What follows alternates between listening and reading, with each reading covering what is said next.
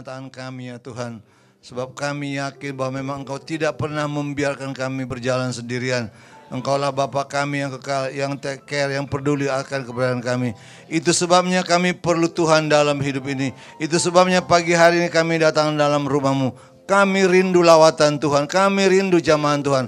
Bapa, hamba berdoa, berkatilah kami semua. Hamba mohon ya Tuhan, kiranya tiada seorang pun di antara kami yang pulang tanpa berkat berkelimpahan.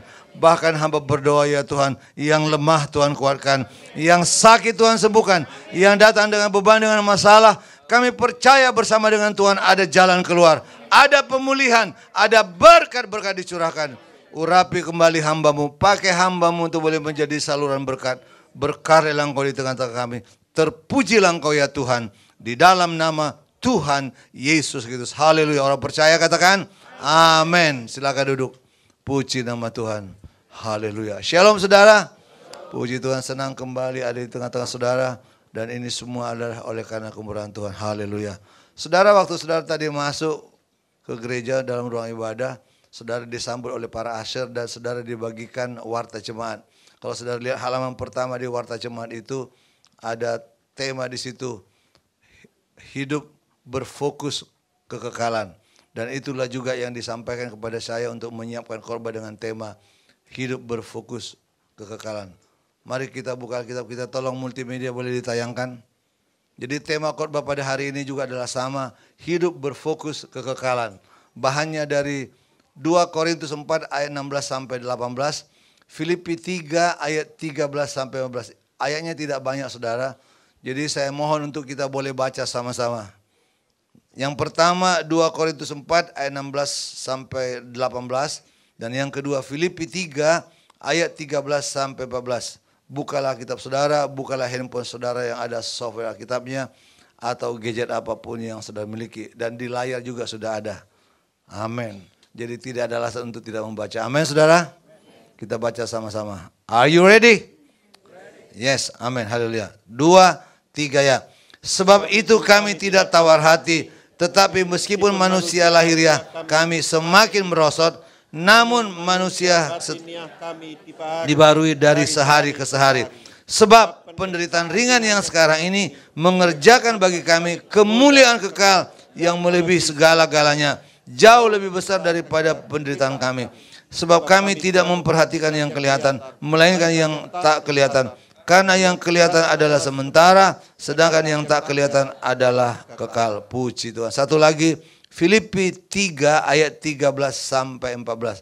Filipi 3 ayat 13 dulu sampai 14. 2, 3 ya. Saudara-saudara, aku sendiri tidak menganggap bahwa aku telah menangkapnya, tetapi ini yang kulakukan. Aku melupakan apa yang ada di belakangku dan mengarahkan diri kepada apa yang di hadapanku dan berlari-lari kepada tujuan untuk memperoleh hadiah, yaitu panggilan sorgawi dari Allah dalam Kristus Yesus. Puji nama Tuhan. Saudara, dari ayat-ayat ini kita boleh menyimpulkan bagaimana oleh karena ilham Roh Kudus, Paulus menuliskan kepada jemaat yang ada di Korintus maupun di Filipi, agar kita jangan hanya konsentrasi kepada kehidupan kita sekarang, tetapi juga konsentrasi berfokus kepada kehidupan yang kekal. Dan itu juga lah memang kita perlukan dalam hidup. Kenapa saudara? Hidup kita di dunia hanya sementara. Nanti saya akan jelaskan lebih lanjut saudara. Dan saya melihat memang dikaitkan dengan kehidupan kita yang sekarang ini perlu kita lakukan saudara. Sebelumnya saya mau cerita dulu sebuah cerita singkat yang pernah saya baca dan sungguh memberkati saya. Jadi dulu katanya di akhir abad 19 adalah suami istri yang mengadakan perjalanan mau kembali ke New York. Tapi di tengah jalan mereka sampai di Philadelphia, sudah tengah malam, kebetulan turun hujan juga. Dan akhirnya mereka sampai kepada hotel di situ, sebuah hotel kecil di kota itu. Dan waktu tengah malam itu mereka datang di front office, ada seorang anak muda yang sedang bertugas namanya George Charles Bolt. Dia bilang, anak muda, bisakah engkau memberikan kami satu kamar? Kami udah cari kesana kemari, belum dapat kamar kami katanya. Jadi resepsionis anak muda bilang, Pak, sebetulnya kami pun sudah penuh kamar kami. Sebab di kota kami ini ada 3 event besar yang pesertanya banyak dari luar kota bahkan dari luar negeri. Semua kamar-kamar hotel penuh. Tapi saya nggak sampai hati lah membiarkan Anda berdua yang sudah tua dan juga saya lihat memang wajar saya layani, dia bilang. Jadi saya tawarkan, Pak, saya punya kamar di sini yang diberikan hotel sama saya. Kalau Bapak setuju, coba Bapak lihat kamar saya. Nanti saya ganti spraynya, saya beresin semua dan Bapak boleh tidur di situ. Jadi akhirnya suami istri pun memeriksa kamar itu. Dan mereka pikir kalaupun mereka nanti pergi ke hotel lain nggak dapat kamar juga, lebih baiklah nginap di sini. Jadi dia bilang, oke lah kami setuju, kami nginap di sini. Jadi si Charles Boll ini pun mengganti spray, membereskan, dan tidurlah mereka, saudaraku, malam itu di situ. Pagi-pagi mereka mau pergi melanjutkan perjalanannya, datanglah ke resepsionis lagi, dia bilang, oke, Dek, berapa kami bayar sekarang? Tiba-tiba si Charles Boll bilang, oh no, sure, nggak perlu katanya. Itu kan kamar saya, Pak. Dan Bapak juga sudah datang tengah malam, nggak apa-apa, nggak usah bayar, itu pelayanan kami lah. Kagetlah si orang itu. Wah dahsyat, dia bilang. Mestinya kamu ini bukan kerja di sini, dia bilang. Mestinya kamu mengelola hotel yang besar. Dan saya harap saya bisa membangun hotel untuk kamu kelola. Ah, Bapak ini bisa saja, dia pikir. Dia pikir bercanda, saudaraku. Tapi waktu berlalu terus, tiba-tiba 2 tahun kemudian, si Charles Boll menerima surat. Yang di dalam surat itu merupakan undangan kepada dia untuk datang ke New York. Ternyata yang tanda tangan adalah si bapak yang datang dengan istrinya 2 tahun yang lalu itu. Namanya William Waldorf Astor. Dia adalah orang kaya pada waktu itu. Dia mengundang si Charles Boll untuk datang ke New York. Dilampiri tiket langsung. Dan dia bilang, jangan kamu nggak datang. Akhirnya pendek cerita, si Charles Boll pun pergilah ke New York, saudaraku. Dia dijemput, kemudian dibawa jalan-jalan sama si William Waldorf Astor ini. Di satu jalan yang besar yang dikenal dengan Fifth Avenue di daerah Manhattan sekarang. Dalam satu persimpangan dengan 34th Street di situ.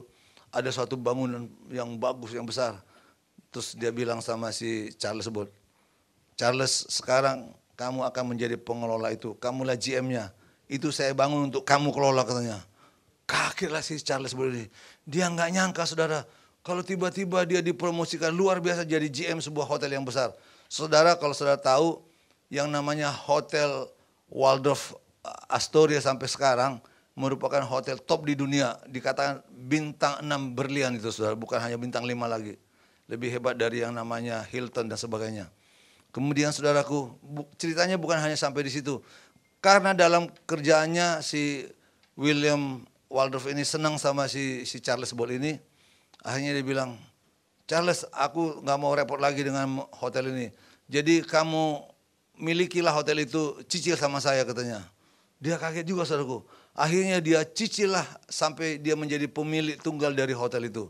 Dan luar biasa lagi, karena karya-karyanya dia bangun lagi hotel yang lain, jadi menjadi pengusaha hotel yang terkenal, saudaraku, si Charles Boll. Salah satu karyanya yang mungkin kita ingat sampai sekarang adalah kalau kita makan salad, ada salad dressing yang terkenal yang namanya Thousand Island, saudaraku. Jadi Thousand Island dressing salad itu adalah ciptaan daripada Charles Boll ini. Luar biasa. Mana pernah dia menyangka kalau dulunya dia hanya kerja sebagai pegawai di sebuah hotel yang kecil, tapi tiba-tiba menjadi pengusaha besar yang luar biasa. Saudara, itulah yang saya lihat dalam kehidupan kita. Kalau kita fokus terhadap pekerjaan kita, tidak hanya sekedar dapat uang, maka perkara-perkara besar bisa terjadi. Amin, saudaraku. Apapun usaha kita, apapun bisnis kita, kalau kita fokus dan kita berkarya, sesuatu yang dahsyat pasti terjadi. Dan saya percaya sebagai anak Tuhan, itulah yang Tuhan minta sama kita. Sebagaimana Paulus katakan pada waktu itu kepada jemaat yang ada di Korintus maupun di Filipi. Kita harus ingat, saudara, pada zaman itu orang-orang Kristen baik di Korintus maupun di Filipi mengalami aniaya, mengalami tekanan. Karena apa? Karena mereka pengikut Kristus. Mereka tidak sama lagi dengan orang-orang dunia. Bahkan fasilitas-fasilitas juga dipersulit. Ibaratnya kalau kita sekarang pinjam uang dari bank pun susah, saudaraku. Tapi Paulus katakan, jangan takut. Kalau kita fokus kepada hal-hal yang kekekalan bersama dengan Tuhan, maka Tuhan pasti menolong kita. Itu intinya di sini. Dan itu sebabnya hari ini, waktu saudara masuk tadi, saudara melihat juga ada artikel tentang hidup berfokus dalam kekekalan. Tapi pagi hari saya mengingatkan kita ada 3 hal saja yang berkaitan juga dengan kehidupan kita sekarang. Mari kita lihat satu persatu.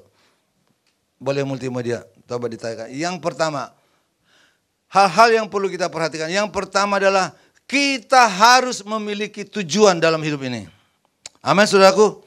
Kita harus memiliki tujuan dalam hidup ini.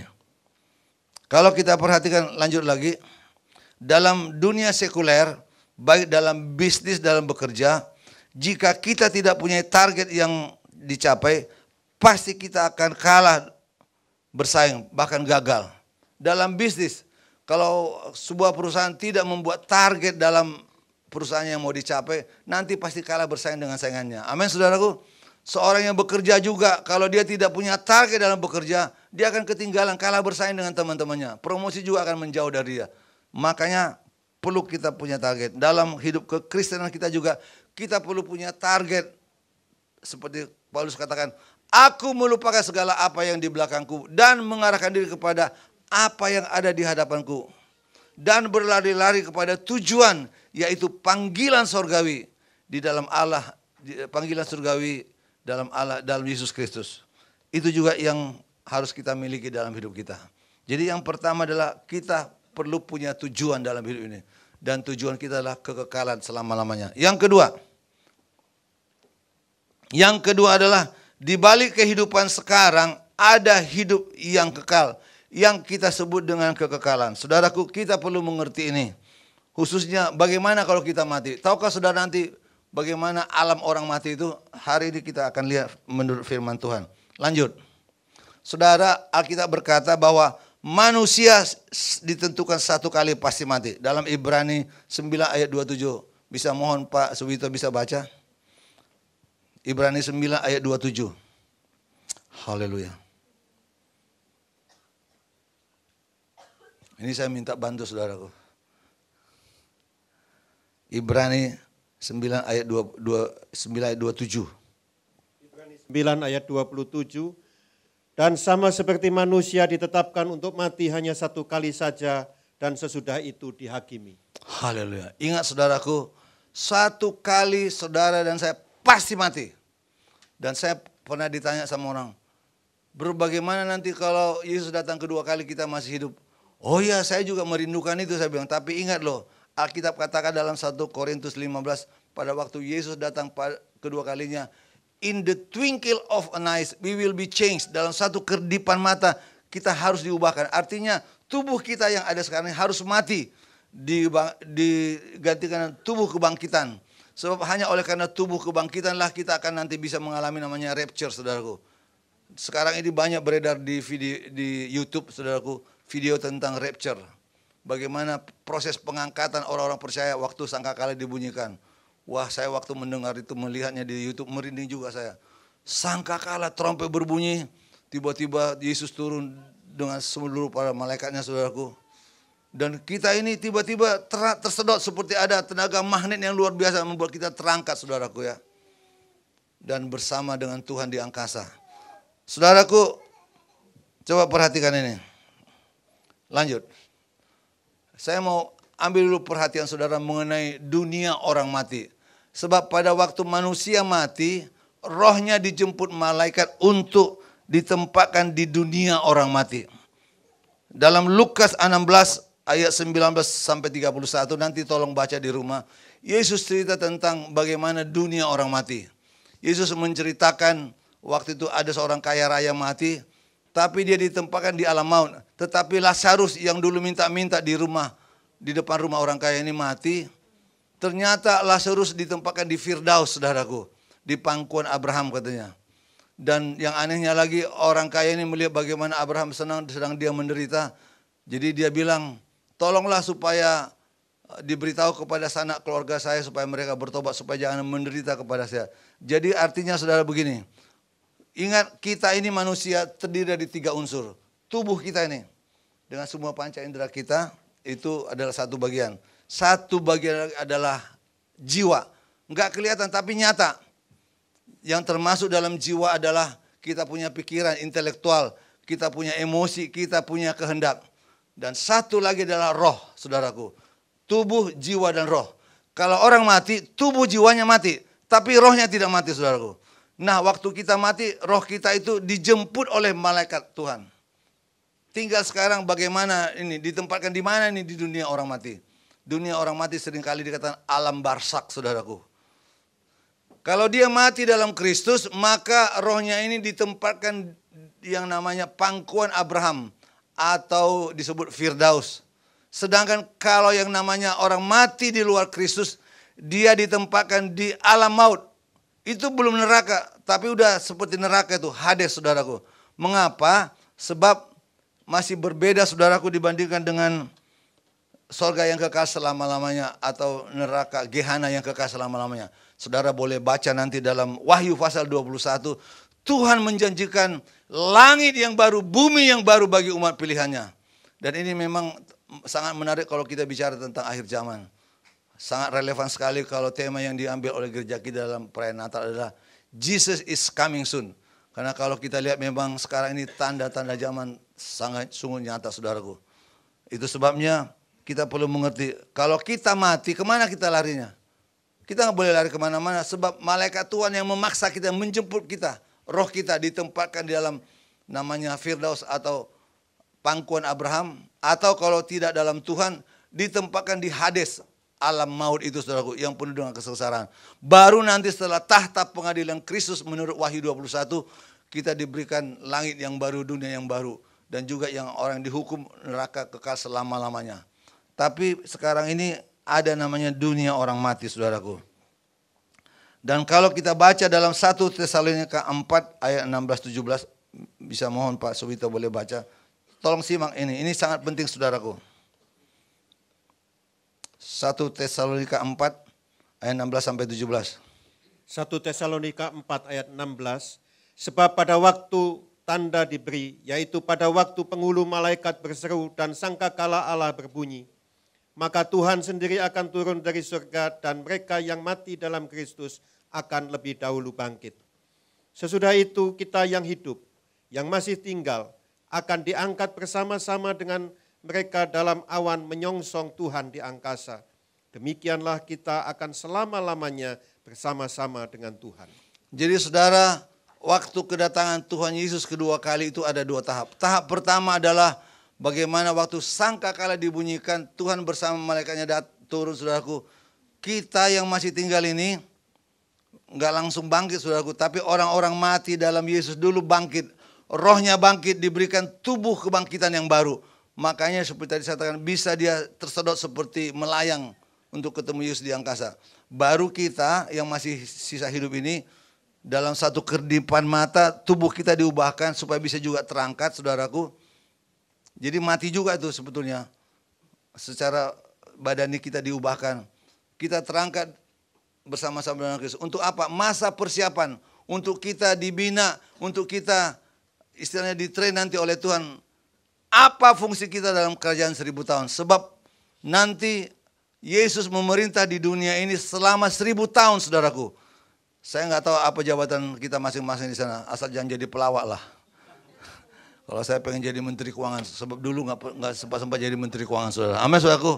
Saya akan bilang, Tuhan Yesus, saya pengen jadi menteri keuangan dulu di Indonesia supaya beresin ini. Ini di Indonesia banyak koruptor gitu. Amin, saudaraku. Haleluya. Jadi saudaraku, itu tahap pertama. Tetapi tahap kedua nanti waktu Yesus datang kedua kali, maka itu adalah penghakiman. Sehingga kita nggak bisa milih lagi. Yang sungguh-sungguh dalam Tuhan nanti akan hidup dalam langit yang baru, bumi yang baru sesuai dengan Wahyu pasal 21. Sedangkan yang tidak dalam Tuhan, maka dia mengalami namanya neraka kekal selama-lamanya. Jadi kita harus bedakan dunia orang mati sekarang dengan sorga dan neraka yang kekal itu dalam Wahyu 21. Haleluya. Nah sekarang kita masuk kepada yang terakhir. Boleh ditayangkan, Dek. Poin yang ketiga sekarang. Mengapa perlu berfokus kekekalan? Ingat tadi saudaraku cerita tentang Charles Bolt. Karena dia fokus dalam profesinya sebagai yang bekerja sungguh-sungguh, saudaraku, dan bahkan berkarya dalam hidupnya. Maka hidupnya diberkati. Dari seorang pegawai kecil menjadi pemilik hotel yang luar biasa.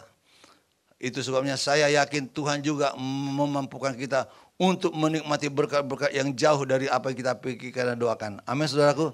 Nah sekarang jawabannya, mengapa perlu berfokus kepada kekekalan?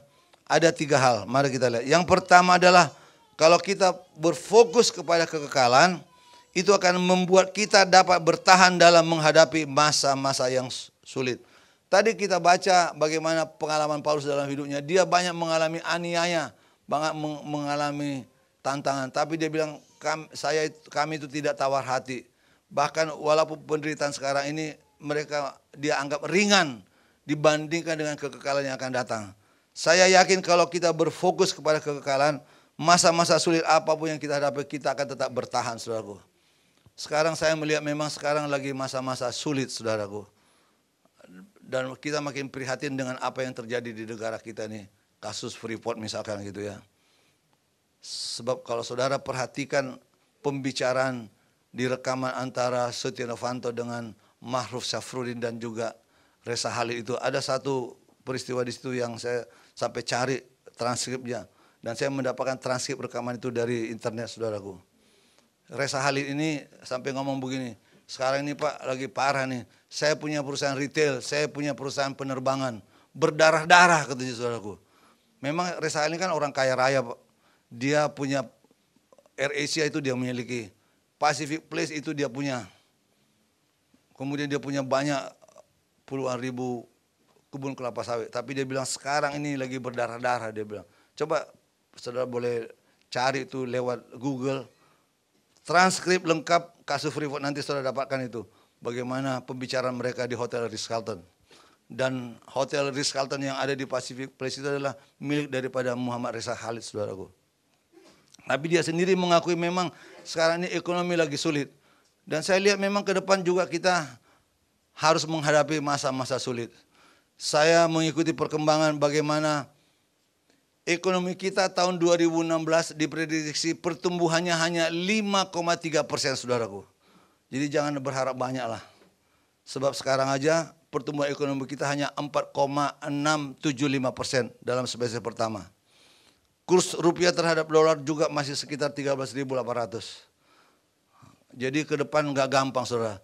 Tapi saya yakin bersama dengan Tuhan, pasti Tuhan tolong kita. Amin, saudara.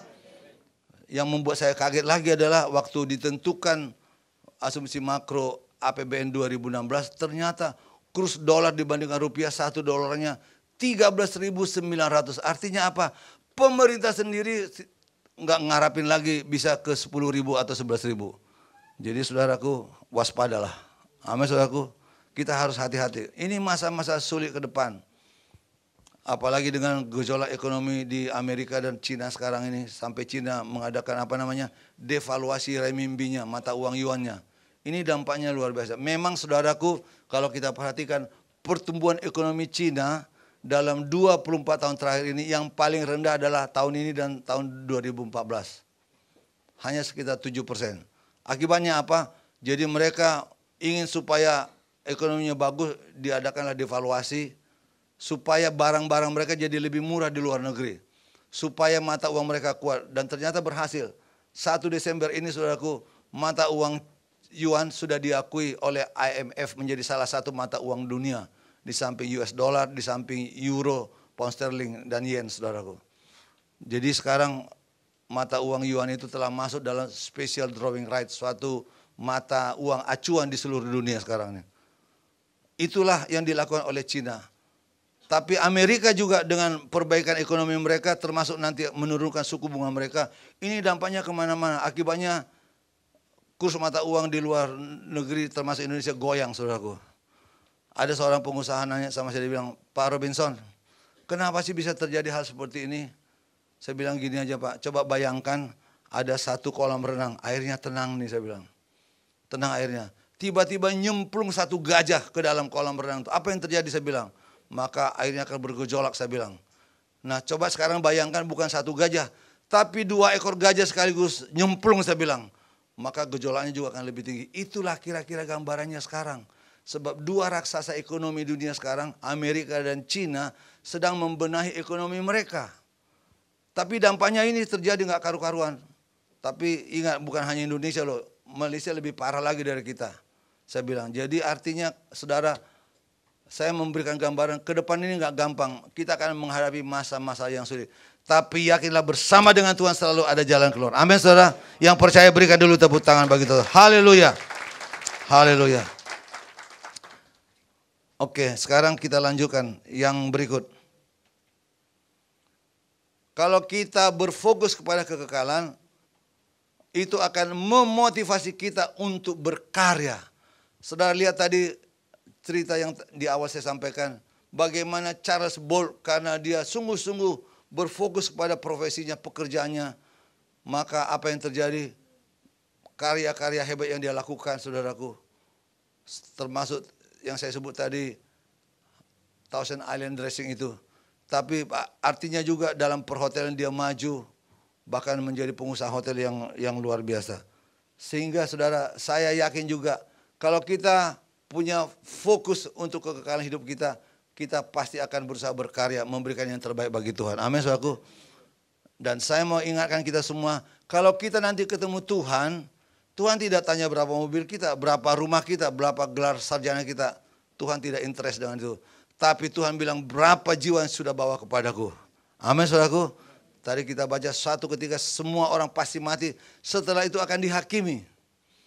Mari kita coba renungkan. Selama tahun 2015 sudah berapa jiwa kita bawa kepada Tuhan. Apa karya kita kepada Tuhan. Saya kutip dulu apa yang disebutkan oleh John F. Kennedy waktu dia dilantik jadi Presiden Amerika. Dia bilang, don't ask what your country can do for you, but ask what you can do for your country. Jangan tanya apa yang negara bisa berikan kepadamu, tapi apa yang kau bisa berikan kepada negara. Dan ini berlaku bagi kita. Jangan tanya hanya apa yang bisa diberikan Tuhan kepada kita, tapi apa yang kita bisa berikan kepada Tuhan. Amin, saudara? Kok susah aminnya ya? Saudaraku, saya yakin kalau kita berkarya untuk Tuhan, berkat itu sudah pasti menjadi bagian kita. Ingat saudaraku, DNA kita ini adalah DNA orang-orang yang diberkati. Kenapa? Sebab Yesus berkata, pencuri datang untuk mencuri, membunuh dan membinasakan, tapi aku datang supaya domba-domba itu hidup dan hidup di dalam kelimpahan, abundant life, life that's more than enough. Hidup yang lebih dari cukup, saudaraku. Nah, itu sebabnya kita perlu berkarya dalam hidup ini. Dan saya yakin dengan tema Natal yang diberikan oleh pastor senior kita, Pak Rubin Adi dan Pak Yulis Ishak, Jesus is coming soon. Ini kesempatan bagi kita untuk berkarya kepada Tuhan. Mari nanti perayaan Natal kita undang family kita, saudara-saudara kita, untuk dia dengar kabar baik bahwa Yesuslah Juru Selamat, Yesus Tuhan, penolong kita satu-satunya. Amin. Mari kita berkarya sama Tuhan. Ada banyak hal yang kita bisa lakukan dalam gereja ini. Saya berkali-kali sering katakan dalam gereja-gereja di mana saya melayani, jangan datang ke gereja hanya cari berkat. Kalau kita datang ke gereja hanya cari berkat, kita salah di hadapan Tuhan. Tapi kalau kita sungguh-sungguh di dalam Tuhan, percayalah berkat itu pasti datang. Amin, saudaraku. Yang terakhir, sekaligus pelayan musik boleh ambil tempat. Yang terakhir, memampukan kita agar tidak menyimpang. Saudara, kalau di dalam perusahaan, katakanlah nanti 2016, perusahaan membuat suatu target yang akan dicapai, itu menjadi acuan bagi perusahaan itu. Katakanlah misalkan Pak Suwito bilang sama anak buahnya, tahun ini kita perusahaan kita bertumbuh 20% ya. Jadi pertumbuhan 20% itu menjadi acuan, sehingga kalau dalam pelaksanaannya ada menyimpang sedikit, diluruskan kembali supaya tetap fokus mengacu untuk mencapai pertumbuhan 20% itu. Sama hanya dengan kita. Kalau kita punya fokus terhadap kekekalan, maka itu menjadi acuan bagi kita, standar hidup kita untuk ada dalam relnya Tuhan. Ingat saudaraku, godaan sangat banyak sekarang ini, gencar. Tadi dalam rangka istirahat, bakti pertama kedua, kami ngobrol dengan Pak Subito dan teman-teman. Mengerikan saudaraku, banyaknya hamba-hamba Tuhan juga berjatuhan. Dan itu kenapa? Karena pengajaran yang bisa menyesatkan. Sekarang ini ada pengajaran yang namanya hyper grace. Hyper itu kan namanya sangat besar gitu ya. Memang kasih Tuhan itu memang besar, tapi disalahgunakan sekarang. Intinya begini, hyper grace itu adalah bagaimana oleh karena kasih karunia Tuhan, dosa kita masa lalu, dosa kita masa sekarang, dosa kita masa akan datang pun sudah dibereskan oleh Tuhan. Coba kita dengar, minta tolong Pak Suwito, Kolose 2 ayat 13. Kolose pasal 2 ayat 13. Tolong dengar baik-baik, saudara. Kolose 2 ayat 13. Kolose pasal 2 ayat 13, kamu juga, meskipun dahulu mati oleh pelanggaranmu, dan oleh karena tidak disunat secara lahiriah, telah dihidupkan Allah bersama-sama dengan Dia sesudah Ia mengampuni segala pelanggaran Mengampuni segala pelanggaran kita. Ibrani 10 ayat 14. Ibrani 10 ayat 14. Coba kita dengar baik-baik, saudaraku. Sebab oleh satu korban saja Ia telah menyempurnakan untuk selama-lamanya mereka yang Ia kuduskan. Menyempurnakan selama-lamanya. Bayangkan saudaraku. Artinya mereka beranggapan dengan pengajaran hypergrace ini, apapun dosa kita masa sekarang, apapun dosa kita masa lalu, apapun dosa kita masa akan datang, semua sudah dibayar lunas dan tuntas. Padahal sebetulnya itu salah besar, saudaraku. Gereja Bethel Indonesia sampai membuat surat penggembalaan agar semua kita dari Gereja Bethel Indonesia hati-hati terhadap pengajaran hypergrace ini yang sangat menyesatkan itu. Kenapa semua anggap enteng, saudaraku? Nggak perlu lagi kita berdoa, semua udah dibereskan oleh Tuhan. Nanti kalau kita cerai juga Tuhan ampuni. Saya lihat sekarang nih, tendensi sekarang pendeta-pendeta pun pada cerai, saudaraku. Tapi ini semua karena apa? Karena pengajaran yang salah. Kita juga akan diampuni, nggak apa-apa. Bahkan ada pendeta bilang, kalau kita nggak cocok dengan istri kita, cerai aja nggak apa-apa. Saya pernah melayani dengan istri saya, ada seorang teman dulu saya ketemu di Tokyo waktu masih sekolah dulu, saudaraku ya. Dia berani bilang sama saya, Bang, katanya, dia kan istri saya secara daging dan sudah nggak cocok. Saya perlu istri rohani, katanya gitu. Coba saudaraku, diceraikan istrinya. Ngeri banget. Tahu kau saudara, di Kelapa Gading ini ada persekutuan hamba-hamba Tuhan cerai sekali sebulan ketemu, sharing. Di Kelapa Gading loh, saudaraku. Dahsyat, saudara. Tapi ini semua karena pengajaran-pengajaran yang menyesatkan itu, saudaraku. Nggak apa-apa lah kita nanti diampuni. Jadi anggap enteng. Padahal sebetulnya kita harus menjaga kekudusan hidup kita. Amin, saudaraku. Coba Pak Suwito bisa tolong baca Matius 24 ayat 13. Ini adalah benang merah bagi kita semuanya ya. Perhatikan ini. Matius 24 ayat 13. Tetapi orang yang bertahan sampai pada kesudahannya akan selamat. Ingat, yang bertahan sampai kepada kesudahannya, yang tetap menjaga kekudusan hidupnya, tidak menyimpang, mereka lah akan diselamatkan. Amin, saudaraku. Dan sebagai ayat penutup bagi kita, Markus 8 ayat 36. Tolong Pak. Markus 8 ayat 36. Apa gunanya seorang memperoleh seluruh dunia, tetapi ia kehilangan nyawanya? Dalam bahasa ini kata kehilangan jiwanya. Artinya nggak ada gunanya kita kaya raya, tapi nanti kita tidak masuk kepada surga yang kekal itu. Amin, saudaraku, nggak ada gunanya. Tapi ingatlah, Tuhan akan memampukan kita kalau kita fokus terhadap kehidupan yang kekal selama-lamanya. Amin. Mari kita bangkit berdiri. Haleluya.